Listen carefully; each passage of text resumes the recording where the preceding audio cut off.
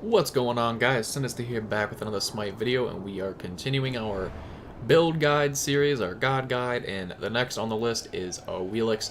This one hits close to home. She is one of my favorite gods in the game. She's one of my better gods too. I think I'm mastery rank 6 with her, with about 530 kills to like 400 assists, something like that.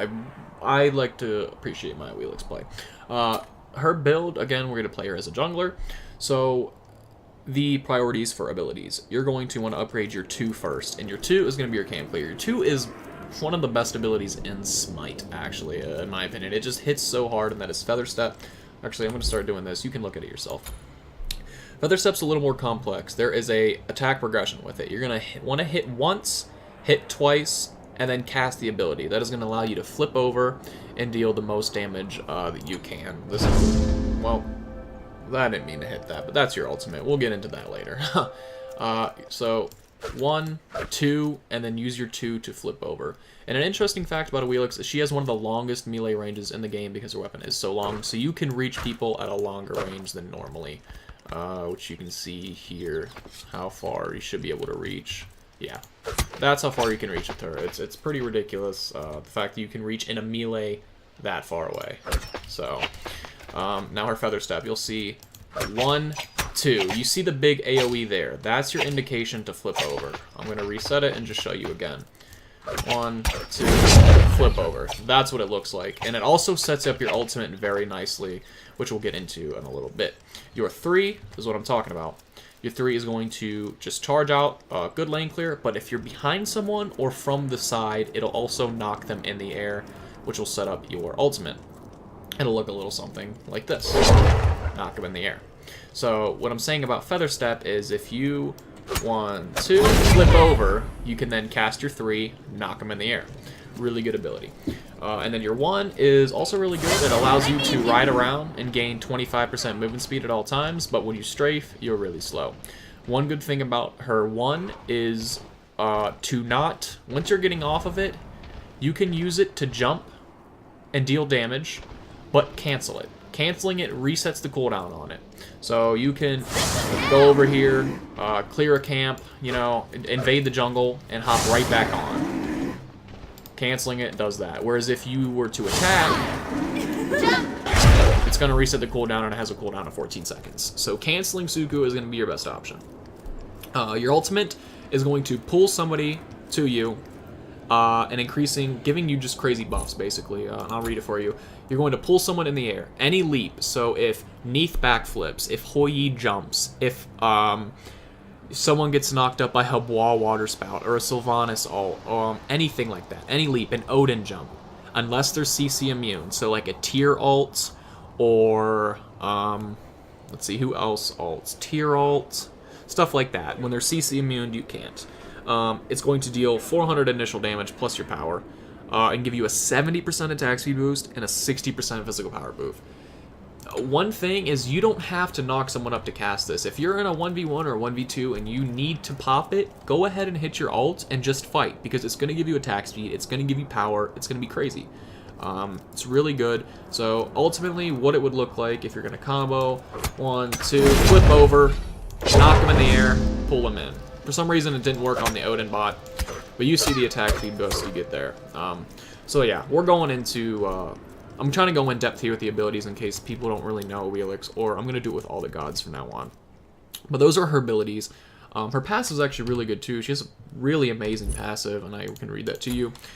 If Awilix strikes first from out of combat, she increases her physical power for a short duration. And 38 plus 2.6 per level, plus 100% of her physical power. No, that's her basic attack, sorry. It's 30% for 2.5 seconds. So 30% power increase for 2.5 seconds if you initiate the fight. That's another reason her early game is so good. Your priorities. Awilix, this is one of the gods you're not going to want to upgrade your ult whenever possible. It does give you the good buffs, the attack speed and all that, but with Awilix's ult, when you're ulting, 9 times out of 10 you're going to get the kill. The ult's really not going to change that when you upgrade it. So you upgrade your ult at level 5, but from there on you wait. At level 1, you're going to grab your 2. That's your camp clear. After that, you can go ahead and get your 3, then go back into your 2. So 2, 3, 2, then your 1, then your ult. 2, 3, 2, 1, 4. From there on, the priorities are your 2 whenever possible, then your 3, then your ultimate, and then your 1. So 2, 3, 4, 1 is the priorities. Now, to the builds. Again, we're going jungling here. We are the assassin. Starter item, you're going to get Boomba's Mask. This is where the general thing comes into play. You're going to get 3 health, 2 mana. If you think you need more mana rather than health, you can go ahead and do that. But that's generally what you're going to go. First item, very simple. Where are we going here? Oh my gosh, we'll go recommended. Warrior Tabi. She's ability-based assassin. This is one thing that irritates me about Awilix. A lot of people build her with Fatalis and Wind Demon and Deathbringer. And it can work. It can work because you just hit hard. But, like, if you're playing someone who's good and can counter it, it's not going to work. We're going the traditional Awilix, which is ability-based. First item you're going to get is Warrior Tabi. After that, since she is ability-based, you're going to want to rush some cooldown and get Jotun's Wrath. Now, another thing you can get if you don't feel like you can go ahead and box well, one item you can get is Void Shield. It is very expensive though, and it got nerfed recently. It'll give you some power and protection and reduces the enemy's physical protection. But most of the time, you're going to want to go Jotun's Wrath after boots. Now, after this, another item that is really good, Hydra's Lament. 30 physical power, 10% reduced cooldown, and the passive is really good too. Your next basic attack after using an ability will deal 30% additional damage, and it also gives you mana per 2.5 mana per 5 seconds per 10% of your missing mana. So it gives you power, it gives you a little bit of cooldown, and it will give you some mana, since you're not going to be building, like, Transcendence or anything. So you'll have 30% cooldown just with Jotun's Wrath and just with Hydra's Lament. You'll have some power. It'll be really good. After this, with Awilix, again, if you're really ahead, which you can get with Awilix, you can build her Glass Cannon, go full offense if you want. I wouldn't necessarily recommend it, though. But after this, we're not going to get defense just yet. We're going to go into... Actually, I think I do get defense after Hydra's. And again, the most common one would be Spirit Robe. It gives you physical and magical protection. It's going to cap out your cooldown as well. And it gives you 20% crowd control reduction. Of course, we've already been over the passive, giving you 15% mitigation for 3 seconds when you're hit with hard CC. So you're playing Kumba, you're playing Scylla, you're playing Art, something like that. It's a really good item as well. Plus, it caps out on your cooldown. You have 20 from Jotun's, 10 from Hydra's, and you're going to get 10 from Spirit Robe to finish you off at 40%. Spirit Robe, always a good item. After that, you're going to want to get in some Pen. With her, getting Pen is really, really good. No crit, no attack speed, none of that. Sometimes you'll see somebody run into a Concise. I've even seen professionals. A lot of the European players run a Concise on Awilix. It's good, again, with the passive and her, with the passive to Concise and the passive to Hydra's, they kind of work well together. But generally speaking, you going full Pen Awilix is good because you can actually shred tanks. I have a video on my channel if you want to go check it out. I might put the link in the description if I remember. It's titled, like, Awilix, is she the counter to Fafnir? Because this was at the time where Fafnir was just broken, practically. With a full Pen Awilix, Fafnir in his ultimate jumping on a teammate, I pulled him in and just shredded. With Pen on Awilix, it's amazing, and this is where Brawler's Beat Stick will come in handy. This gives you power and Pen, and enemies hit by your abilities have 40% reduced healing and regeneration for 8 seconds. This is going to be key. Let's say they have Afro on the team, a Hell, a Chang'e, an Anubis, a Neath, or any Hunter with their lifesteal, anything like that. Any form of lifesteal or healing, this is going to counter it by 40%. A Tear is going to be a really good counter item, Brawler's Beat Stick. If you know the game, you know how good this item is. You know how well it's going to work on Awilix. Finally, you're going to sell your Boomba's Mask, and the last item you're going to get to wrap it all off is, of course, Titan's Bane. Finish it off with the Pen, and that is not here because that is not how you spell Titan's Bane. Titan's Bane, one of the better items in the game, especially for its price. 2,050 gold, gives you 30 physical power and 33% penetration. Not a flat base, but percentage.